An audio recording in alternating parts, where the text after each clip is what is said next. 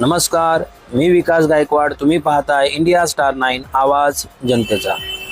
काही दिवसापूर्वी मनसेचे शाखा अध्यक्ष भूषण फडतरे यांनी फेसबुक लाईव्हच्या माध्यमातून समीर देसाई यांच्या विरुद्ध एक व्हिडिओ बनवलेला आणि त्या व्हिडिओमध्ये त्यांनी समीर देसाई आणि त्यांच्या मिसेस यांच्यावरती आरोप केले होते. तो व्हिडिओ तुम्ही आमच्या स्क्रीनवरती बघा. त्यानंतर समीर देसाई यांनी भूषण फडतरे यांना थेट इशारा दिला आहे की तुम्ही सत्य काय आहे ते जाणून घ्या, खोटे आरोप करू नका, अन्यथा तुमच्यावर 5 कोटींचा मानहानीचा दावा आम्हाला करावा लागेल, असा थेट इशारा समीर देसाई यांनी दिला आहे.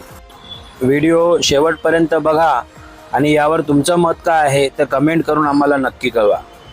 महिलाच वॉर्ड होता आरक्षित, पण महिलांचीच झालेली फसवणूक आज आम्ही आपल्या समोर आणणार आहोत आणि ती कशी झालेली आहे फसवणूक हे थोडक्यात तुम्हाला सांगणार आहे.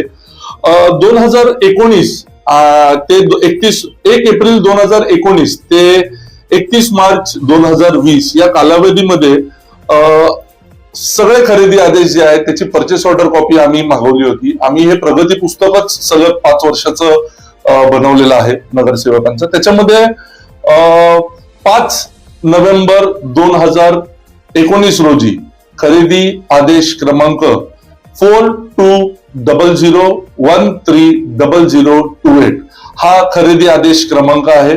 आणि कामाचे स्वरूप काय दिले आहे माहितीये का? प्रसूती गृहाची दुरुस्ती करणे, ठिकाण 3 डोंगरी यशवंत नगर, कॉन्ट्रॅक्टर जुदल इन्फ्राटेक ठाणे, एकूण रक्कम 12,19,002 रुपये. आमच्या माजी नगरसेवकांना साधा प्रश्न आहे. महाराष्ट्र नवनिर्माण सेनेचा एक सामान्य नागरिक म्हणून, या प्रभागातला एक मतदार म्हणून, एक जागरूक सुज्ञ मतदार म्हणून माझा एक सरळ प्रश्न आहे की गेले 17-18 वर्ष आम्ही महाराष्ट्र नवनिर्माण सेनेचं काम करतोय, या प्रभागात फिरतोय, पण आमच्या प्रभागात प्रसूतीगृह 3 डोंगरी भागामध्ये किंवा पूर्ण प्रभागात 3 डोंगरीमध्ये पूर्ण प्रभागात कुठेही प्रसूतीगृह नाहीये.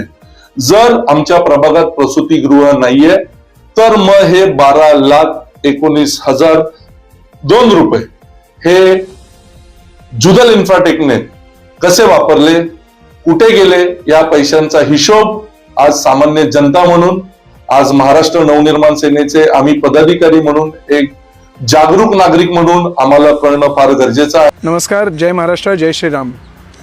आजचा हा व्हिडिओ बनवण्याचं तात्पर्य म्हणजे या विभागाचा शाखा अधिकारी भूषण फडतरेंनी 2 फेसबुक लाईव्ह केलेले आहेत आणि म्हणून त्या दोघांचंही उत्तर देण्याकरता आजचा माझा हा व्हिडिओ आहे.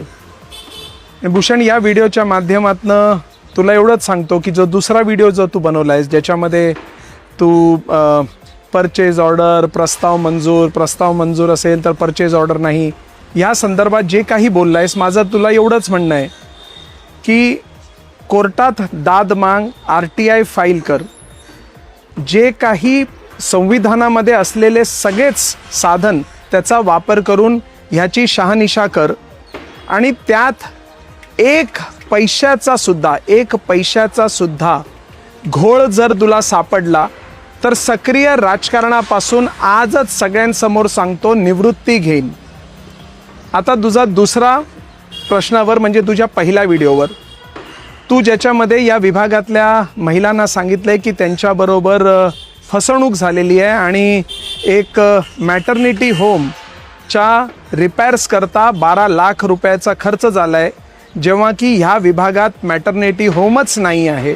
भूषण, या माध्यमातनं म्हणून हा व्हिडिओ त्याच ठिकाणावरनं करतोय. माझ्या मागे हे मिळालेलं जागा ही ॲकोमोडेशन रिझर्वेशनच्या तहत, जर समजत असेल तर समजून घे, नसेल समजत तर पुस्तकांमध्ये अभ्यास कर की ॲकोमोडेशन रिझर्वेशन्स कशाला म्हणतात.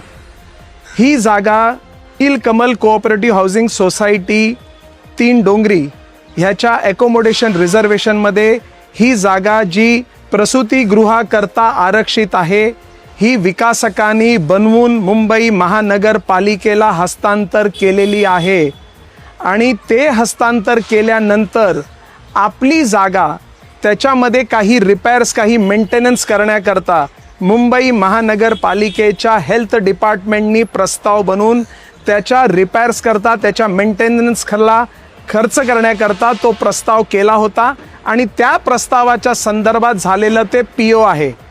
आता जर तुला इतके वर्ष ह्या विभागात सक्रियपणे जसं तू म्हणतोयस काम करून तुला हे सुद्धा जर माहीत नाही की ह्या विभागामध्ये एक प्रसूतिगृह ऑलरेडी महानगरपालिकेच्या ताब्यात आहे, तू कितपत लोकांबरोबर जुडलाय, कितपत विभागाचा अभ्यास तुला आहे, ह्याचं संशोधन तू स्वतःच करण्याची गरज आहे.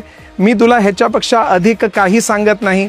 काहीतरी सकारात्मक काम कर भूषण, हे नको त्या गोष्टीमध्ये पडू नकोस. आणि तुला एक शेवटची चेतावणी, पुन्हा असं जर काही व्हिडिओ आणि खोटे जर आरोप लावण्याचा प्रयत्न केला तर माझ्याकडे तुला 5 कोटीचा मानहानीचा दावा तुला ठोकल्याशिवाय माझ्याकडे गत्यंतर राहणार नाही. एक मोठा सहकारी म्हणून तुला एवढंच सांगतो की अजूनही सुधर, सकारात्मक काम कर, लोकांमध्ये जा, लोकांमध्ये आपली बाजू मांड आणि लोकांना जर पटत असेल तर तुझ्या आधारावर मत माग.